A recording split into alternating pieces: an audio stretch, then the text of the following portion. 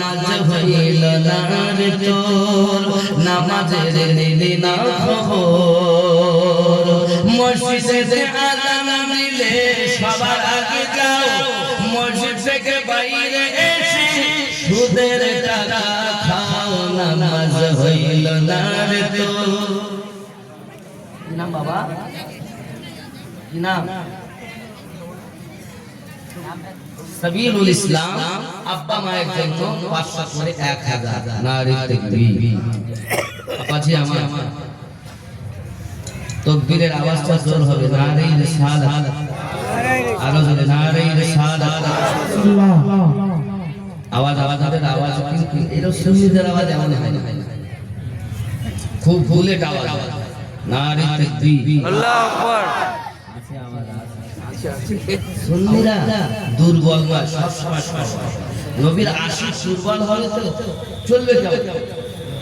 আমরা যারা বসে আছি সব নবীওয়ালা আছি, আমরা কি দুশমন নাকি নবী? আমরা কেউ দুশমন বসে আছি?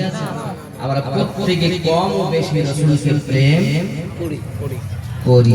হয়তো আমলে ত্রুটি থাকতে পারে, কিন্তু প্রেমে ত্রুটি নাই। আমলে ত্রুটি থাকতে পারে। সুদ খাই না, পায়জামা পাঞ্জাবি টুপি সবই তোমার সাদা, পায়জামা পাঞ্জাবি টুপি সবই তোমার সাদা। মনের মধ্যে তেল পরিমাণ থাকলে তোমার কাদা, নামাজ হইল না রে তোর, নামাজের নিলি না খবর। মন্ত্রী ধরলি নামাজ, পড়লি নামাজ, সারা জীবন ভোর, নামাজ হইল না রে তোর।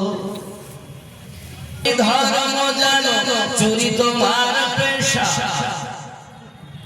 আপনাদের এখানে শুক্রবারে ফরজ নামাজ হয়ে যাওয়ার পর মসজিদ খালি হয়ে যায় না? হাফের বেশি লোক চলে যায়।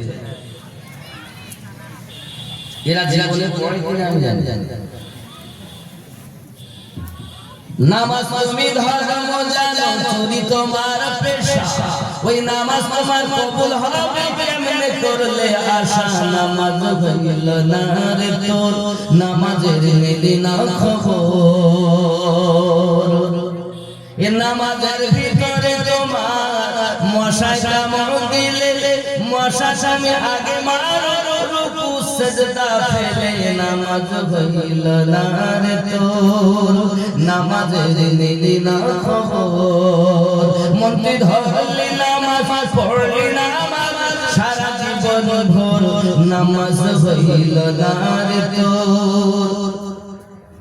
নামাজ আল্লাহ বলেছেন ঈমান আনার পর ওয়াকিমুস সালাহ, নামাজ কায়েম করো।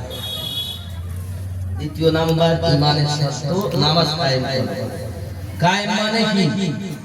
একটা উদাহরণ দিলে বুঝবেন। আপনাদের দুর্গাপুরে একটা লোক আছে দৈনন্দিন 5000 টাকা ইনকাম করে প্রতিদিন। আচ্ছা, এই লোকটা গরিব হবে না ধনী হবে? ধনী হবে। বেটা ইনকাম করে 5000, প্রতিদিন ব্যয় করে 5000 টাকা। তাহলে ও কি হবে? গরিব হবে না ধনী হবে? 2 টাকা প্রতিদিন। মানে ইনকাম করতে জানে, টাকা রাখতে জানে। আমরা দৈনন্দিন নামাজ পড়ি 5 ওয়াক্ত, পরে মিথ্যা কথা বলি প্লাস নাই, সুদ খাই প্লাস নাই, টিকিট কাটি প্লাস নাই, সিনেমা দেখি প্লাস নাই, সিরিয়াল দেখি প্লাস নাই। মানে ইনকাম করতে জানে, বেটা রাখতে জানে, এজন্য ধনী হতে পারে। তো নামাজ আদায় করে কিন্তু রাখতে জানে না, এজন্য কায়েম হয়। ধনী হতে গেলে তাকে রাখতে শিখতে হবে। মানে ইবাদত করার পরে এমন কোনো গুনাহ করা যাবে না যা কমিয়ে যাবে। ঠিক ইনকাম করার পরে ব্যয় করা যাবে না যদি তোমার জমবে। আর ব্যয় করো তো হিসাবের মধ্যে করো। 5000 ব্যয়, 5000 2 টাকা ইনকাম, 5000 ব্যয় কত? 5000। তাহলে 2 টাকা দিয়ে তুমি ধনী তো হবাই না, বরং তোমার ঘর বাড়ি বেচতে হবে, তুমি তোমাকে নিয়ে যাবে। ঠিক তো আমরা যে নামাজ পড়ব তো পাশে গুনাহ করব, রাজি আছেন তো? সুদ খাবেন নাকি? হুজুর সুদ না খেলে হবে? আমার জওয়ান যুবক সোনা মানিকেরা আমাদের জন্য হলো